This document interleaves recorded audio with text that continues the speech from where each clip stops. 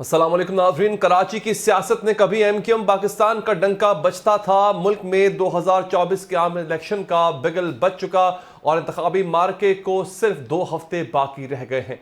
MQM, peoples party और जमात इस्लामी खम ठोक कर मैदान में कूद पड़ी हैं और कराची को फतह करने की दावेदार भी हैं। सवाल यह है कि शहर कायद के बासी 8 फरवरी को किसको खुश आमदेद कहेंगे और रोशनियों के शहर में इस शब किसका दिया जलेगा।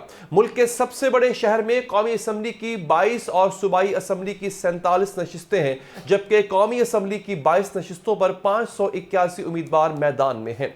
2024 के आम इंतखाबात ने कराची की इंतखाबी सियासत के 3 फैक्टर बहुत अहम समझे जा रहे हैं। पहला अहम फैक्टर, टुकड़ों में बटी एमक्यूएम पाकिस्तान की यकजान होकर कौमी सियासत में वापसी है। यह शराजा बिखरने का खमियाजा ही था कि 2018 के इलेक्शन में जितना नुकसान एमक्यूएम पाकिस्तान को हुआ शायद किसी और जमात को हुआ हो, और एक दौर में सिर्फ चंद लोग जो है वो जीतकर पाकिस्तान छोड़कर जा चुके थे। नाज़रीन, ये सूरत हाल इसी तकसीम की वजह से 2018 के इलेक्शन में पीटीआई ने एमक्यूएम को पाकिस्तान के वोट बैंक को मुतासर किया और 14 कौमी नशिस्तें ले उड़ी, जबकि पीपल्स पार्टी ने भी एमक्यूएम की धड़ेबंदी का खूब फायदा उठाया और कराची में अपनी पोजीशन खासी मजबूत कर ली। एमक्यूएम पाकिस्तान ने 2024 के इंतखाबी मार्के के लिए कराची में कौमी असम्बली की 22 में से 18 नशिस्तों पर उम्मीदवार उतार दिए हैं और दावा किया है कि 2018 में हमें छीना गया वोट बैंक वापस लिया जाएगा। कराची की सियासत में दूसरा अहम फैक्टर यह है कि पीपल्स पार्टी पहली मर्तबा कराची में मेयरशिप का मार्का सर करने के बाद कौमी मार्के के लिए मैदान में उतरी है और शहर कायद से कौमी असम्बली की 13 और सूबाई असम्बली की 28 नशिस्तें हासिल करके चौथी मर्तबा हुकूमत बनाने का दावा कर रही है। कराची के इलेक्शन में दिलचस्प अमर यह भी है कि पीपल्स पार्टी के लिए लियारी का हल्का हमेशा रहा है। लियारी से कौमी असम्बली की नशिस्त पर पीपल्स पार्टी के बानी जुल्फ़िकार अली भुट्टो और फिर इनकी वज़ीर आज़म साहबजादी बेनज़ीर भुट्टो ने भी इलेक्शन लड़ा। 2018 में बेनज़ीर भुट्टो के साहबजादे बिलावल भुट्टो की पीटीआई के उम्मीदवार की हाथों शिकस्त के बाद अब लियारी से नबील गबोल को मैदान में उतारा गया। सवाल यह है कि क्या मेयर कराची कौमी इलेक्शन में भी कोई चमत्कार दिखा पाएंगे और क्या नबील गबोल अपने चेयरमैन की शिकस्त का बदला चुका पाएंगे। जो इंतखाबात फरवरी 8 को होंगे, पाकिस्तान पीपल्स पार्टी कराची की सबसे बड़ी जमात होगी और हम कौमी और सूबाई की नशिस्तें बड़ी तादाद में जीतेंगे। सूबा सिंध के अवाम ने 2018 तक जितने इंतखाबात हुए पीपल्स पार्टी को मजीद ज्यादा वोट दिए हर इलेक्शन में और मजीद ज्यादा नशिस्तें दी हैं हर इलेक्शन में। तो इंशाल्लाह ताला जो हमारा ट्रैक रिकॉर्ड है वो ये बताता है कि 2024 के इंतखाबात में हमारी नशिस्तों में इजाफा होगा, कराची शहर से भी इजाफा होगा। कराची के बल्दियाती इलेक्शन में बड़ी कुव्वत बनकर उभरने वाली जमात इस्लामी शहर कायद की सियासत का तीसरा अहम फैक्टर बन गई। बल्दियाती इलेक्शन में जमात इस्लामी को तहरीक बनाने वाले जमात इस्लामी कराची के अमीर हाफिज नईमुर रहमान 2 हलकों से कौमी असम्बली के उम्मीदवार हैं और सिर्फ जमात इस्लामी को ही कराची के मसाइल का हल समझते। उनका दावा है कि 2024 के इलेक्शन में कराची शहर जमात इस्लामी पर एतमाद करेगा। ज़ियाकारों का कहना है कि पीपल्स पार्टी और एमक्यूएम पाकिस्तान पहले से बेहतर पोजीशन में है, लेकिन अगर एमक्यूएम लंदन ने एक बार फिर इलेक्शन का बॉयकॉट कर दिया तो एमक्यूएम पाकिस्तान घाटे में रहेगी और इसका फायदा पीटीआई के आज़ाद उम्मीदवारों को होगा, जिनकी बाज़ इलाकों में पोजीशन पहले ही बेहतर है। सियासी जमातों के बुलंदबांग दावों के बरअक्स तज्जियाकारों ने पेशगोई की है कि शहर कायद का मैंडेट तकसीम होगा और कोई एक जमात अक्सरियत हासिल नहीं कर सकेगी। दावे तज्जिए अपनी जगह, मगर ये तो वक्त ही बताएगा कि पाकिस्तान के सबसे बड़े शहर का फातेह कौन होगा। हमारे साथ बात करने के लिए मौजूद है जनाब सैफुद्दीन एडवोकेट, जो कि नायब अमीर जमात इस्लामी है। सर, आपका बहुत शुक्रिया। थोड़ी ही देर में हमें रऊफ सिद्दीकी साहब भी ज्वाइन करेंगे। सैफुद्दीन साहब, कितना पुरअतमाद हैं आप कि इस दफ़ा कराची से नशिस्तें ज़्यादातर आप ले उड़ेंगे, क्योंकि काफ़ी नशिस्तों पे आपके उम्मीदवार जो है फिलहाल मौजूद हैं? देखिए, अल्हम्दुलिल्लाह जमात इस्लामी ने कराची की तमाम नशिस्तों पर अपने उम्मीदवार नामजद किए जी और भरपूर कैंपेन चला रहे हैं। अच्छा, हमारे इत्तेमाद की एक सबसे बड़ी वजह यह है कि अल्हम्दुलिल्लाह जो गुज़िश्ता बल्दियाती इंतखाबात हुए थे, कराची में सबसे बड़ी पार्टी वोटों के लिहाज से जमात इस्लामी की सीटें बेशक उसकी छीन ली गई थी, लेकिन उसके बावजूद वोटों को तो उस तरह कम नहीं कर सके और जमात इस्लामी नंबर 1 पर रही।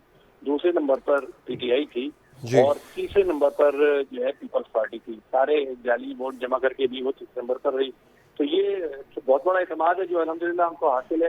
اس وقت جو ہمارے لوگ جیتے ہوئے ہیں 87 یونین کمیٹیز میں اور 9 ٹاؤنز کے اندر بہترین سرگرمی انجام دے رہے ہیں, بہترین کارکردگی ہے.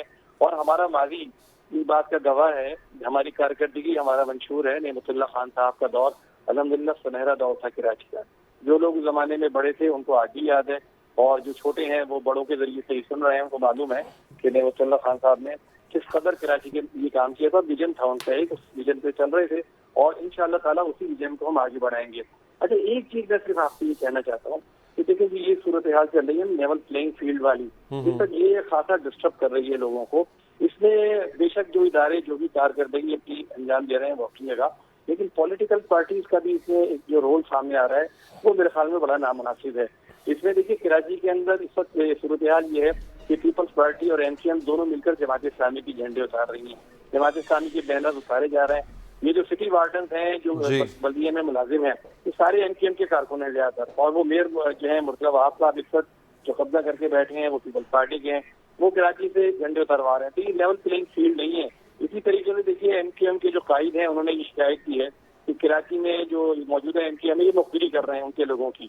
ان کے لوگ آزاد الیکشن لڑنا چاہ رہے ہیں تو اب یہ ان کی مخبری کر رہے ہیں, ان کو پکڑوا رہے ہیں. تو یہ ان کی ایک بہت بڑی شکایت ہے. اس لیے میرے خیال میں پولیٹیکل پارٹیز کو اس طرح کے دھندوں میں نہیں ملوث ہونا چاہیے اور ان کو خوش ہونا چاہیے اس پر.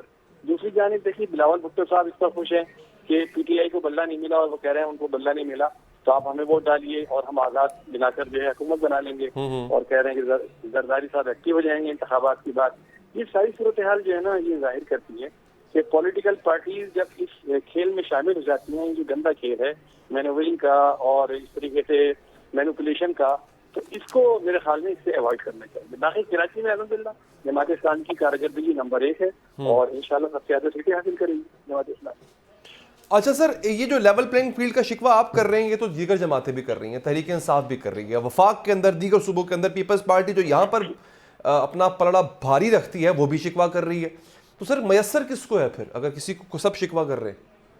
نہیں, level playing field Peoples Party کو بلکہ پورا فیلڈ ان کو دیے جانے کی کوشش ہو رہی ہے. ایم کیو ایم کے اندر جو ایم کیو ایم کا مردہ تن ہے اس کے اندر انجیکشن لگا کر اس کو زندہ کرنے کی کوشش ہو رہی ہے. دیکھیے عوام کے اندر ایم کیو ایم ریلیونٹ ہو چکی ہے, اس کی کوئی ریلیونسی نہیں ہے عوام کے اندر. وجہ اس کی ہے کہ وہ اپنی قیادت کے جو شناخت ہے, قیادت کی شناخت اس کے بحران میں مبتلا ہے.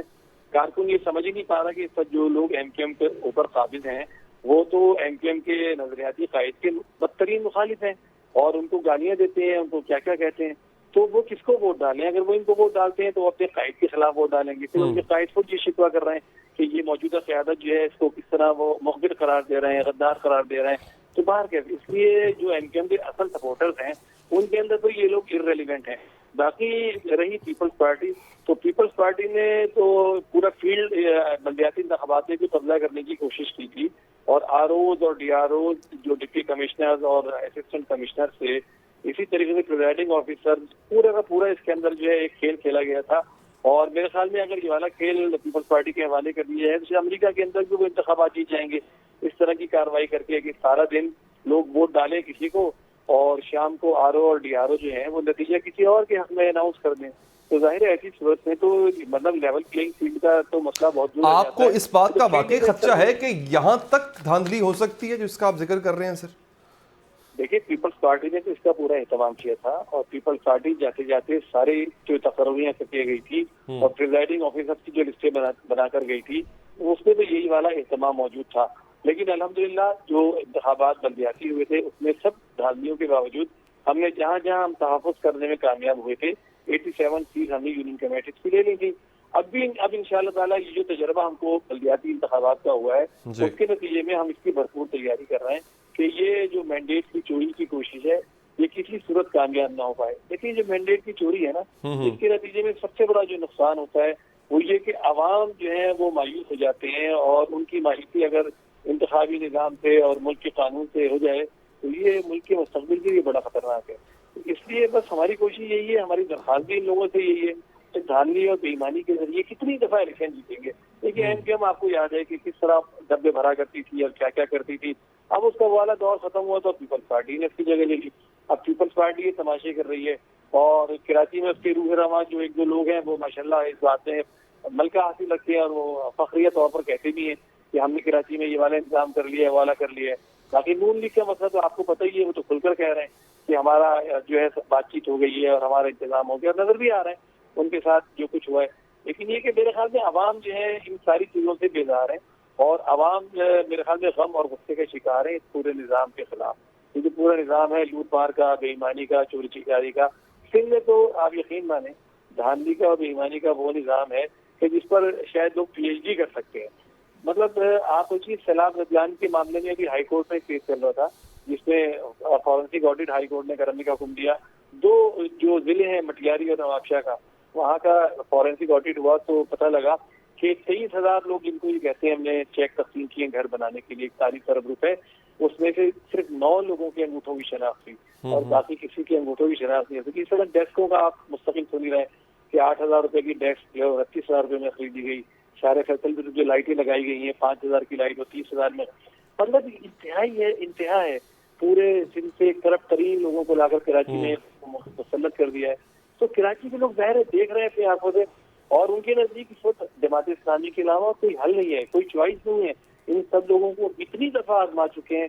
ایم کیو ایم کو دیکھیے نا, M Q M Peoples Party, M Q M Noon League, M Q M P T I اتحاد جو ہے یہ بن چکا ہے. اور ایم کیو ایم کس طرح چابی والا کھلونا ثابت ہوتی ہے سب جانتے ہیں. کس طرح ایم کیو ایم نے پی ٹی آئی کے ساتھ آخر اس نے منہ موڑا تھا اور منہ موڑ کر سب سے بڑی حریف بن کر اس وقت سامنے کھڑی ہوئی. حالانکہ ان کو پھنسوانے والے بھی یہی لوگ تھے.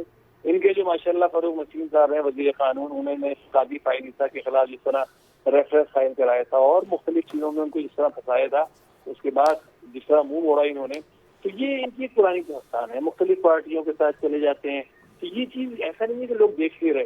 کراچی کے عوام تو بہت باشعور ہیں, پڑھے لکھے ہیں, اور جو پڑھے لکھے نہیں بھی ہیں سوشل میڈیا نے ان کو بڑا اس معاملے کے اندر جو ہے وہ کر دیا ہے. تو اس لیے انشاءاللہ تعالیٰ لوگ سب جان گئے, پہچان گئے, اور حافظ نعیم الرحمان کی قیادت میں ایک بہترین قیادت کراچی کے لوگوں کو اویلیبل ہو گئی ہے. ٹھیک ہے, میں انتہائی مشکور ہوں جناب سیف الدین صاحب. سر آپ نے پروگرام کے لیے وقت نکالا, انتخابات کے حوالے سے کچھ مزید بات بھی کریں گے اس وقفے کے بعد.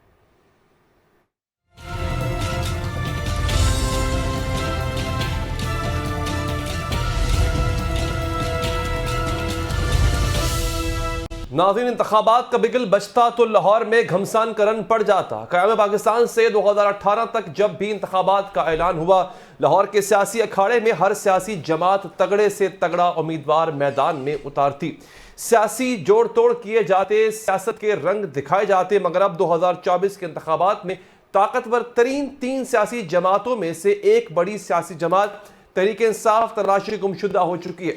نہ ان کے لیڈر سیاسی مہم میں نظر آ رہے ہیں, نہ ان کے بینرز موجود ہیں, نہ جلسے ہیں, نہ کارنر میٹنگز ہیں. یوں لاہور میں انتخابی میلہ لگا ضرور ہے, سجا نہیں.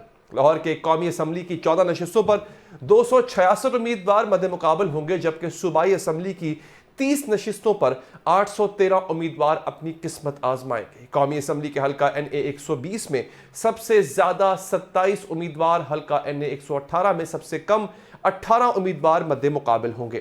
صوبائی اسمبلی کی نشست PP 161 پر سب سے زیادہ 46 امیدوار اور صوبائی اسمبلی کی نشست PP 150 پر سب سے کم 13 امیدوار مد مقابل ہیں. شہر لاہور سے 1000 سے زائد امیدوار قسمت آزمائی کر رہے ہیں.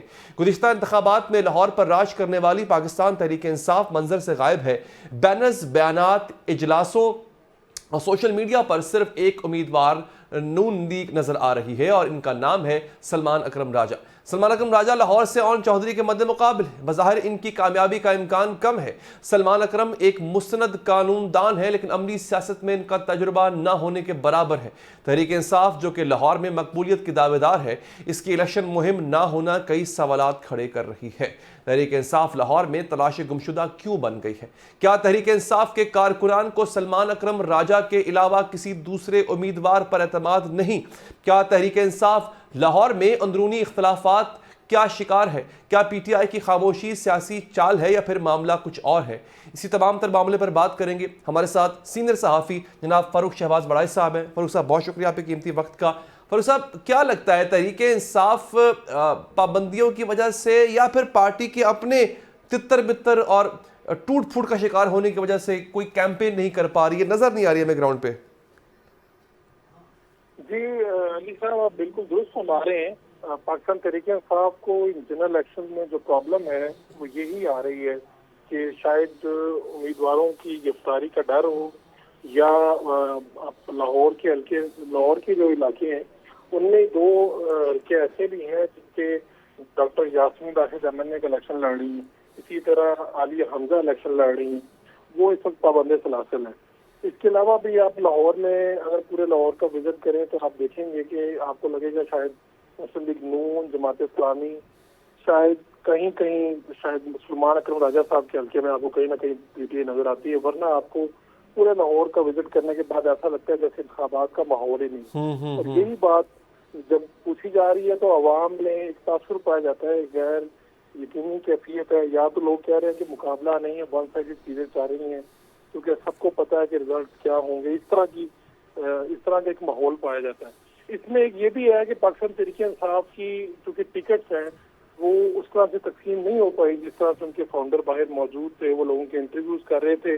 आप देखें कि पाकिस्तान मुस्लिम लीग नून है, उन्होंने इस वक्त कल अपनी कमेटी बनाई है जिसका काम सिर्फ ये है कि जहाँ पर जिन जिन हलकों में इख्तलाफात हैं उन इख्तलाफात को ख़त्म करना, कैंडिडेट्स जो तगड़े कैंडिडेट्स हैं जिनको पार्टी टिकट नहीं दे सकी उनको जाके वो बिठा रहे हैं।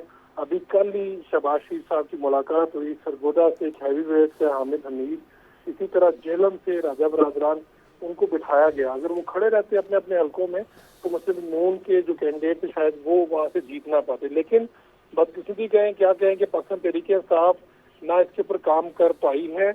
पाकिस्तान तहरीक इंसाफ के उम्मीदवार अभी भी मुख्तलिफ हलकों मौजूद हैं जो पार्टी का हिस्सा थे, उन्होंने अपने जो सिंबल है उसको भी अपने वेबसाइट पर आवेगा कर दिया, लेकिन फिर भी लाहौर के भी बहुत से हलकों में ये देखने में आया है कि पीटीआई अपने ही जो कैंडिडेट हैं जिनको वो टिकट नहीं दे सकी उन्हीं के ऊपर क्रॉस करके उनके हवाले से, उनको बिठाने के हवाले से गुलाया मुल्ताया नहीं कर पाई, और शिकायत बहुत ज्यादा हैं।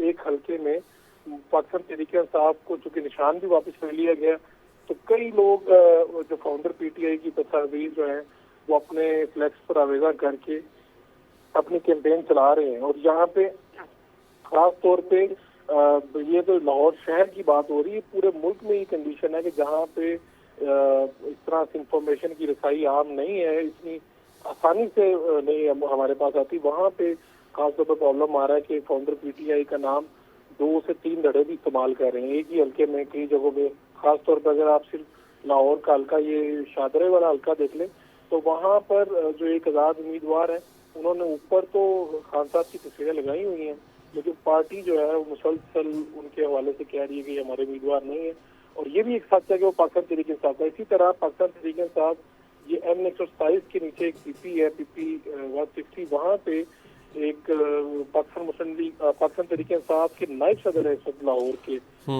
आतिफ साहब, वो इलेक्शन लड़ रहे हैं, पार्टी ने टिकट उन्हें नहीं दिया, लेकिन वो फ्लैक्स भी लगाए हुए हैं, कैंपेन भी कर रहे हैं, खान साहब का नाम भी इस्तेमाल हो रहा है। तो ये पाकिस्तान तहरीक इंसाफ के लिए मुश्किलात है। अभी भी कोई बड़ी रैली पाकिस्तान तहरीक इंसाफ की पूरे लाहौर में कहीं पर हमें नजर नहीं आई, कोई जलसा नजर नहीं आया, जबकि दूसरी तरफ पाकिस्तान मुस्लिम लीग नून हो या इवन बिलावल भुट्टो साहब की पार्टी पाकिस्तान पीपल्स पार्टी हो, लाहौर में जलसा भी हुआ है एक बड़ा।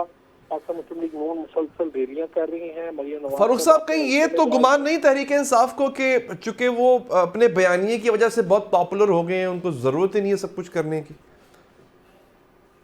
देखिए, इसके हवाले से 2 थ्योरियां पाई जाती हैं। या तो पाकिस्तान तहरीक इंसाफ को हद से ज्यादा ये गुमान हो गया कि शायद अब ये इलेक्शन जो है इसमें हमें मेहनत करने की जरूरत नहीं है। बहुत से उम्मीदवार ये कहते भी पाए जाते हैं, लेकिन अली साहब इलेक्शन जो है वो इलेक्शन ही होता है, इसको इलेक्शन समझ कर ही लड़ना चाहिए। Exactly. चाहे आप जितने भी पॉपुलर हो, चाहे आपकी जो भी ताकत हो, चाहे आप सोशल मीडिया पर नंबर 1 ट्रेंडिंग में आ रहे हो, अगर आप वहाँ पर, हमने कई हल्के में ऐसे देखा है कि सोशल मीडिया पर एक वाइब बनी हुई थी, जब मैं खुद उस हल्के में गया हूँ तो पता चला कि इसकी रियलिटी तो कुछ और है, जो सोशल मीडिया पे हवा नजर आ रही है वो फील्ड में नजर नहीं आ रही। और यही वजह है कि जो पाकिस्तान तहरीक इंसाफ दूसरी थ्योरी क्या हो सकती है, दूसरी थ्योरी ये है कि साफ नजर आ रहा है कि मसला जो है वो मियां साहब के लिए साफ है, ہمارے لیے ابر الود ہے. یہ بھی ایک معاملہ ہے کہ اس سے ہم کیوں باہر نکلیں اور باہر نکل کے اپنے آپ کو پھر سے کسی خاص ایک طوفان کو اپنی طرف اشارہ کریں کہ وہ ہماری طرف آئے. یہ دو معاملات ہیں. لوگوں کو یہ بھی لگتا ہے پاکستان تحریک انصاف کے لوگ کیونکہ زیادہ تر روپوش ہیں. ابھی بھی میں لاہور کے جو 2 MLA کے کینڈیڈیٹ ہیں جب میں نے ان سے بات کی کہ آپ کیوں نہیں باہر نکل رہے, آپ کے فلیکس لگے ہیں لیکن بہت کم لگے ہوئے ہیں, تو انہوں نے کہا کہ باہر نکلیں گے تو ہم جہاں پر جاتے ہیں ہم تو وہاں سے نکل آتے ہیں, لیکن جو بھی بندہ ہماری کابر میٹنگ یا وہاں پہ گیدرنگ رکھواتا ہے اس کے بعد پولیس وہاں پر اس کے گھر ضرور آتی ہے. اس وجہ سے ہمارے جو سپورٹرز ہیں, ہم نے خود بھی احساس کیا, جو سپورٹرز ہیں وہ بھی ڈرے ہوئے ہیں, وہ ہمیں انوائٹ نہیں کرتے. چھوٹی چھوٹی قانون میٹنگ ہوتی ہیں لوگوں کے گھروں میں ہوتی ہیں عام طور پہ, تو یہ بھی پاکستان تحریک انصاف کو رکاوٹ بھی ہے اور آپسی اختلاف بھی بہت ہے. میں آپ کو اس کا بیک گراؤنڈ بتاتا چلوں کہ پاکستان تحریک انصاف کے جب یہ 4 مرتبہ پاکستان تحریک انصاف کے جو ٹکٹس ہیں وہ چینج ہوئے ہیں, یعنی ابھی کے 2 دن پہلے بھی جو ان کے سوشل میڈیا کے سابق فوکل پرسن تھے اظہر شوانی, وہ اپنے ٹویٹر ہینڈل سے وہاں سے ٹویٹ کر رہے تھے اور بتا رہے تھے کہ یہ بھی چینج ہو گیا, وہ بھی چینج ہو گیا. پاکستان مسلم لیگ نون نے بھی چینج کیے ہیں اپنے حلقوں میں کچھ جگہ پہ امیدوار, لیکن پاکستان تحریک انصاف کے والے سے بڑی ہی کنفیوژن رہی ہے الیکشن میں. اور خاص طور پہ ایک اور بھی معاملہ آیا کہ پاکستان تحریک انصاف کی جو ویب سائٹ بھی ان سے ملتی جلتی کی ویب سائٹ بھی بنا لی گئی, تو تحریک انصاف جو کمیونیکیشن ٹول میں جہاں پر آگے ہے وہیں پہ کنفیوژن میں بھی سب سے آگے اس طرح پاکستان تحریک انصاف ہی ہے. تاہم ان کے پاس ایک نہیں ہے, نشان کچھ ایسے ہیں جن کو شاید اس طرح سے پروپوگیٹ نہیں کیا جا رہا. اور دوسری بات یہی ہے کہ آپسی اختلاف بھی ہیں.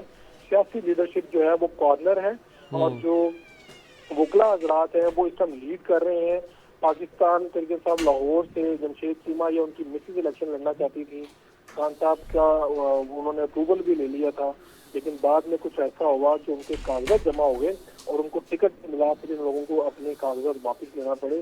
اس طرح سے بھی کئی حلقوں میں ہوا ہے.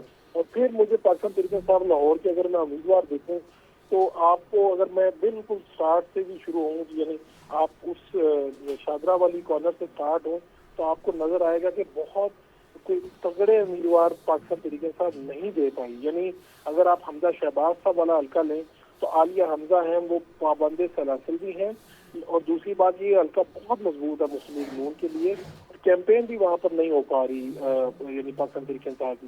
مریم نواز صاحبہ کا جو حلقہ ہے وہاں پر بھی دیکھیں, اگر آپ تحریک انصاف سے اگر ان کا وہ آپ کریں تو وہاں پہ بھی جو کینڈیڈیٹ ہیں وہ اتنے کچھ پاورفل یا تگڑے نظر نہیں آتے. ٹھیک ہے فاروق صاحب, میں انتہائی مشکور ہوں سر کہ آپ نے پروگرام کے لیے وقت نکالا. آپ کو بہت بہت شکریہ. ناظرین آگے بڑھیں گے. وہ دہائیوں تک سیاست کا رخ متعین کرتے تھے, بڑے بڑے سیاسی رہنما مشاورت کے لیے ان کے در پر حاضر رہتے تھے. عصر حاضر کے کئی بڑے سیاسی رہنماؤں کی پرورش میں انہی کا ہاتھ رہا. لگ بھگ ہر سیاسی عامر نے اقتدار سنبھالا تو ان کی جانب ضرور دیکھا. وہ بڑے سے بڑے سیاسی مسئلے کو اپنی مٹی پاؤ پالیسی کے تحت سلجھا لیا کرتے تھے, مگر افسوس آج وہ اپنے گھر کے مسائل کو سلجھا نہ سکے. طاقت کے لیے لڑائی نے چودھریوں کو چکنا چور کر دیا. دہائیوں تک ملکی سیاست میں رواداری اور رکھ رکھاؤ کے لیے مشہور چودھری برادران اب چودھریز آف گجرات نہیں رہے, بلکہ گجرات کی سیاست کے مرکز ظہور الہی اب جو ہے وہ زیادہ عین وس میں ٹینٹ کی دیوار کھڑی کر دی گئی ہے. دہائیوں سے پنجاب کی سیاست میں معروف چودھری خاندان کے 2 چچا زاد بھائی سیاسی طور پر یک آواز اور یکجا سمجھے جاتے تھے. پنجاب کی وزارت اعلیٰ کے انتخاب پر جنم لینے والے بحران نے چودھری ظہور الہی کے خانوادے کی نہ صرف سیاسی راہیں جدا کر دی ہیں بلکہ ذاتی تعلقات بھی تلخی کا شکار ہو چکے. پنجاب کے سیاستدانوں کو جوڑنے والے چودھری خاندان کے اہم نام اب خود منقسم سیاست کر رہے ہیں. چودھری شجاعت حسین کے بڑے صاحبزادے چودھری شافع حسین اور چھوٹے بیٹے چودھری سالک حسین دونوں پاکستان مسلم لیگ قاف کی جانب سے انتخابات میں حصہ لے رہے ہیں, جبکہ ان کے مد مقابل ان کی پھپھی اور چودھری پرویز الہی کی بیوی کیسرا الہی ہیں جنہیں پاکستان تحریک انصاف کی حمایت حاصل ہے. سوال یہ ہے کہ رفاقت رقابت میں کیوں بدلی؟ کیا 60 کی دہائی سے راج کرنے والے خاندان کی سیاسی طاقت کے خاتمے کا آغاز ہو گیا؟ اس لڑائی کی بنیاد کیا بنی؟ اختلاف میں اضافہ کیوں ہوتا گیا؟ اس حوالے سے چودھری پرویز الہی کی اہلیہ کے دعوے نے مزید سوالات کھڑے کر دیے. سیاسی اختلافات اور الزامات کی حقیقت کیا ہے؟ 2018 کے انتخابات کے بعد مسلم لیگ قاف نے وفاقی حکومت کی تشکیل میں تحریک انصاف کی حمایت کی۔ اس کے بدلے میں خواہش اور طلب کے باوجود انہیں پنجاب کے وزارت اعلیٰ نہ مل سکی۔ البتہ پرویز الہی پنجاب اسمبلی کے اسپیکر منتخب ہو گئے۔ تحریک عدم اعتماد کے دوران چودھری شجاعت حزب اختلاف کے کیمپ میں، جبکہ پرویز الہی عمران خان کی حمایت میں پیش تھے۔ یہیں سے دونوں میں سیاسی دوریوں اور خاندانی رنجش کا آغاز ہوا۔ چودھری شجاعت حسین میاں نواز شریف اور شہباز شریف کے ساتھ مل کر پرویز الہی کو وزارت اعلیٰ سے دور رکھنے کی سعی کرتے رہے۔ حالانکہ ماضی میں چودھری شجاعت حسین کے میاں برادران سے سیاسی اختلافات اور ذاتی رنجش کی سب سے بڑی وجہ پرویز الہی کو پنجاب کا وزیر اعلیٰ نہ بنانا تھا۔ مونس الہی اور حسین الہی کی اپنے کزن صالح حسین کے ساتھ ذاتی دوریاں اور سیاسی رقابت بھی ان کے والدین کے درمیان ذاتی اور سیاسی فاصلوں کی وجہ ہے۔ سوال تو یہ ہے کہ کیا گجرات کے منقسم چودھری ایک بار پھر اکٹھے ہو سکتے ہیں؟ کیا چودھری پرویز الہی کی رہائی اس خاندان کو جوڑ سکتی ہے؟ ان سوالات کے جواب میں چودھری پرویز الہی کی اہلیہ کا دعویٰ قابل غور۔ بات کریں گے اسی حوالے سے۔ ہمیں جوائن کیا ہے سینئر صحافی ماجد نظامی صاحب نے۔ ماجد صاحب آپ کا بہت شکریہ۔ سر، یہ چودھری خاندان کیا اتنی دوریاں آ چکی ہیں ود ان دا فیملی کہ دیر از نو پوائنٹ آف ریٹرن ناؤ؟ جی بہت شکریہ۔ میرے خیال میں معاملہ واقعی اس حد تک بڑھ گیا ہے کیونکہ یہ ہم نے دیکھا ہے کہ ہمارے معاشرے میں عموماً سیاسی گھرانوں کے اندر دوریاں پڑ جاتی ہیں، لیکن اس کے اندر حالات واقعی بہت زیادہ خراب ہو چکے ہیں۔ اور یہ بات درست ہے کہ چودھری شجاعت حسین اور پرویز الہی کے دور تک تو خاندان بہت احسن طریقے سے چلایا جاتا رہا، اور میں نے 2019 میں غالباً اس حوالے سے ایک آرٹیکل لکھا تھا کہ 1 منسٹری اینڈ 3 کنٹینڈرز کہ چودھری صالح حسین، مونس الہی اور چودھری حسین الہی میں عمران خان کے دور میں وزارت لینے کے لیے ایک سرد جنگ چل رہی ہے، لیکن اس وقت مسلم لیگ قاف کی طرف سے ان چیزوں کی تردید کی گئی۔ لیکن معاملہ اس وقت سے تقریباً 2018 سے شروع ہو چکا تھا کیونکہ کزنز کے درمیان کچھ دوریاں تھیں۔ چودھری حسین الہی اور مونس الہی ایک طرف تھے، جبکہ محسن نقوی اور چودھری صالح حسین یہ ایک طرف سمجھے جاتے تھے۔ اور اس کے اندر پھر تابوت میں آخری کیل کی بات کی جائے تو وہ عمران خان کے خلاف تحریک عدم اعتماد کا وقت تھا کہ جب چودھری خاندان نے پہلے تو نون لیگ کے ساتھ آنے کا فیصلہ کیا، لیکن پھر عین وقت پر وہ تحریک انصاف کے ساتھ چلے گئے۔ اور اس کے بعد چونکہ پہلے ہی خاندان میں کزنز کے اندر فالٹ لائنز موجود تھی تو ان فالٹ لائنز میں مزید اضافہ ہوا، وہ گہری ہوئی، اور چودھری حسین الہی اور مونس الہی جو کزنز ہیں وہ ایک گروپ میں ہو گئے، اور محسن نقوی اور چودھری صالح حسین کا ایک دوسرا گروپ بن گیا۔ جی اب اس معاملے میں پھر وقت کے ساتھ ساتھ اضافہ ہی ہوا ہے، اور اب نوبت اس معاملے تک آپ پہنچی ہے کہ جو گجرات کا ظہور الہی پیلس ہے اس کو تقسیم کرنے کی باتیں بھی کی جا رہی ہیں۔ سو یہ اتنا جلدی ہو جائے گا یا اس کے اندر اتنی تلخی آ جائے گی، سیاسی رہنما اور سیاسی تجزیہ کار اس کی توقع نہیں کر رہے تھے، لیکن چونکہ اب دونوں خاندانوں کی، دونوں فیملیز کے بچے بڑے ہو چکے ہیں، وہ بچے نہیں رہے، وہ 40 سے 50 سال کے پختہ عمر لوگ ہیں، تو ان کے اپنے اپنے فیصلے ہیں، لیکن سیاسی طور پہ چونکہ یہ ایک نیک نام خاندان تھا، تو اس لیے ان کے لیے ڈیفینیٹلی یہ بدنامی کا باعث بن رہا۔ ٹھیک ہے نظامی صاحب، انتہائی مشکور ہوں سر، آپ نے پروگرام کے لیے وقت نکالا۔ ناظرین یہاں پر ایک وقفہ لیں گے اور وقفے کے بعد حاضر ہوں گے۔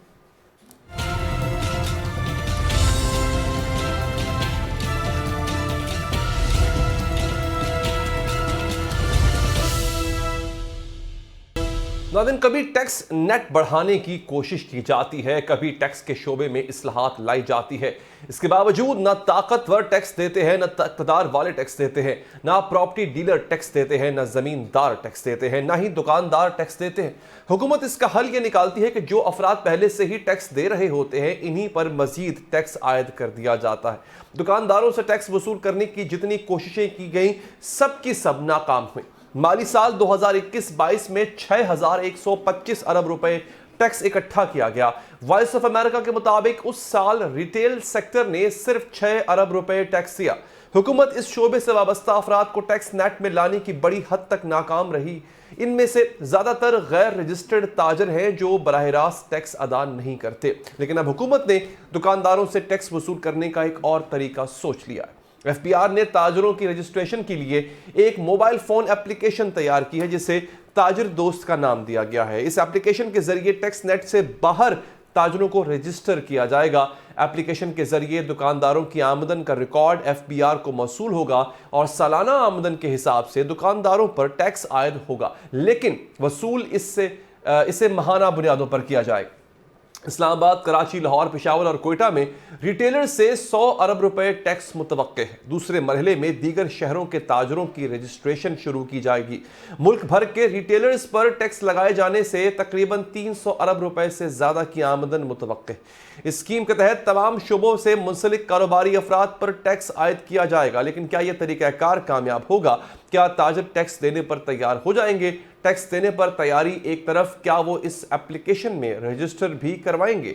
इस वक्त तो सूरत हाल यह है कि पाकिस्तान में 22 लाख दुकानें हैं, इनमें से सिर्फ 30,000 दुकानदार टैक्स देते हैं। जो ट्रेडर्स हैं वो 100 रुपए की सेल पर सिर्फ 50 पैसे टैक्स देते हैं। इनसे ज़्यादा टैक्स मांगा जाए तो हड़ताल कर देते हैं और फिर हुकूमत इनकी ताकत के आगे बेबस हो जाती। इससे पहले भी हुकूमत रिटेलर्स को टैक्स नेट में लाने के लिए कई कोशिशें कर चुकी और सभी नाकाम हुई।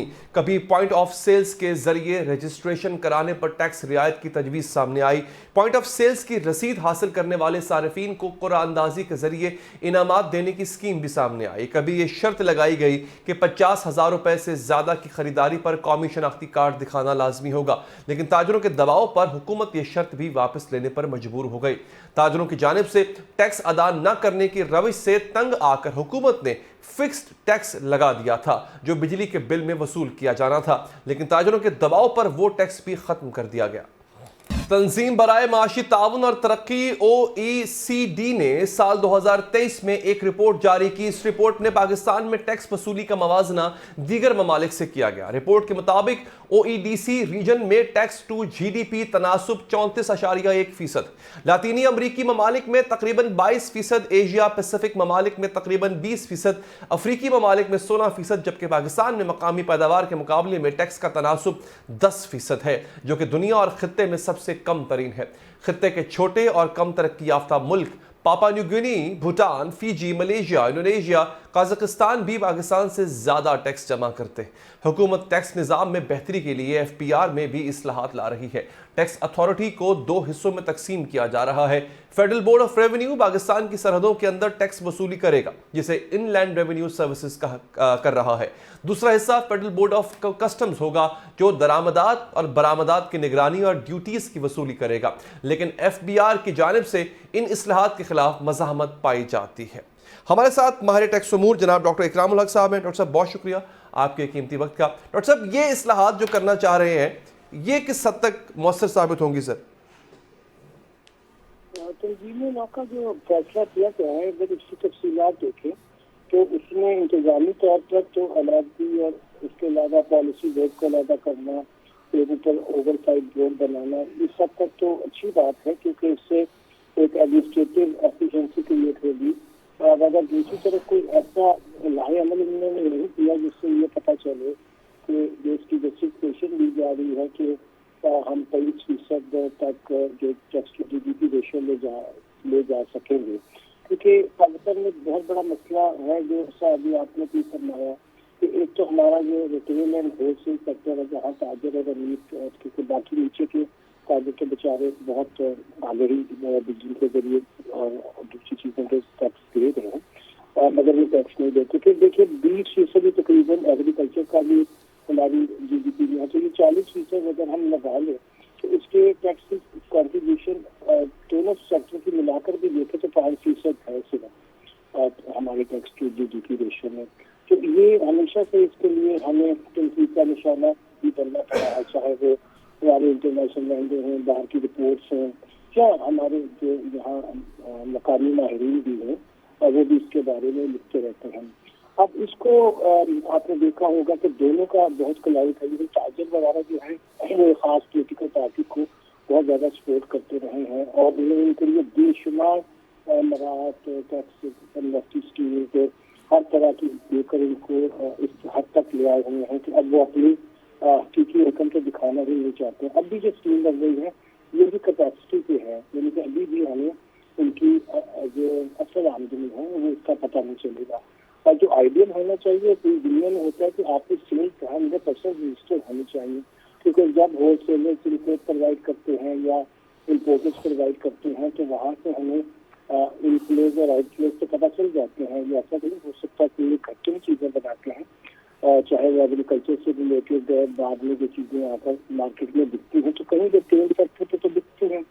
और 2-3 साल पहले हमने स्टडी के जरिए ये साबित किया कि कम से कम $6 बिलियन तो सिर्फ हमें रिटेल सेक्टर से मिल सकते हैं अगर हम ज़्यादा नहीं उनके 4% भी टैक्स लगा दें और वो फिर पूरा वसूल करें।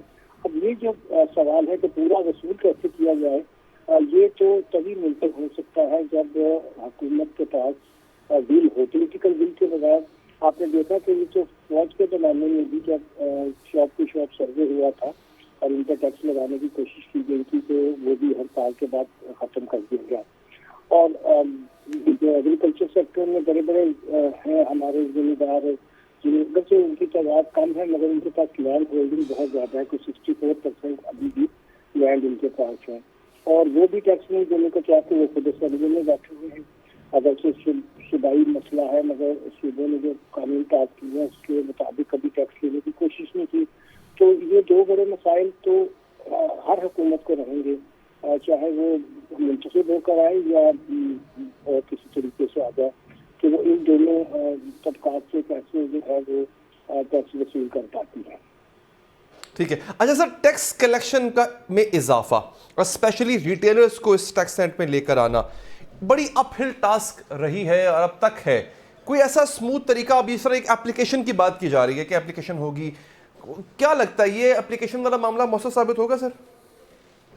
देखिए वो तो इसी तरीके से आना ही नहीं चाहते इसमें, और ये जो फिक्स टैक्स की स्कीमें भी पहले आती रही हैं वो भी कामयाब नहीं हुई हैं।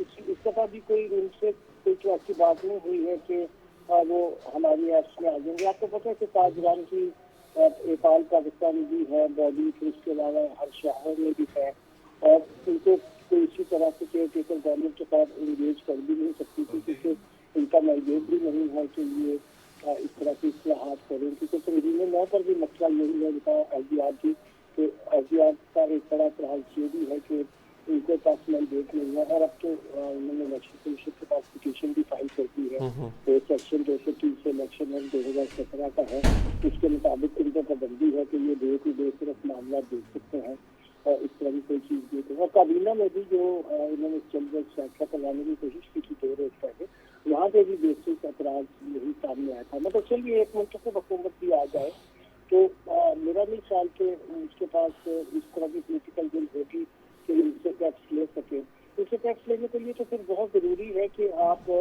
ऐसी इस्लाहात करें जिससे उनको ये अंदाज़ा हो कि इस टैक्स के बदले में उनकी बिजनेस की जो एक्सपेंशन है, क्योंकि देखिए यहाँ शहरों के अंदर जिस तरह से हमारी जो एडमिनिस्ट्रेशन है उन्होंने तो ऐसे कोई उसकी एक्सपेंशन का मौका भी नहीं छोड़ा हुआ ना, क्योंकि जाहिर है कि हमने हर जगह के जो मार्केट्स हैं वो इतनी जहाँ स्किल्स ही नहीं है कि वो कारोबार कर सके, तो थोड़ा सा रियासत को भी टैक्सेस के बदले में कोई ऐसी सहूलियात भी उन्होंने नहीं रखी थी।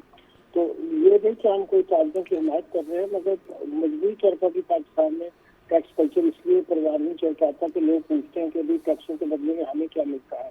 तो ये भी एक बड़ा सवाल है। मेरा ख्याल है कि ये चूँकि पोलिटिकली बहुत पावरफुल लॉबी है और इसकी फाइनेंसिंग भी जो है खास पोलिटिकल पार्टी को बहुत ज़्यादा है, और जो पूरी कोशिश भी की जा रही है कि उनको इत्तेफाकी इक़्तिदार दिया जाए तो बहुत मुश्किल होगा। मुझे तो लगता है कि ये स्कीम भी पहली स्कीम की तरह नाकाम होगी। ठीक है, बहुत बहुत शुक्रिया डॉक्टर साहब, आपने प्रोग्राम के लिए वक्त निकाला। अब तक के लिए इतना ही नाज़रीन, मुझे दीजिए इजाज़त। अल्लाह ने के बाद।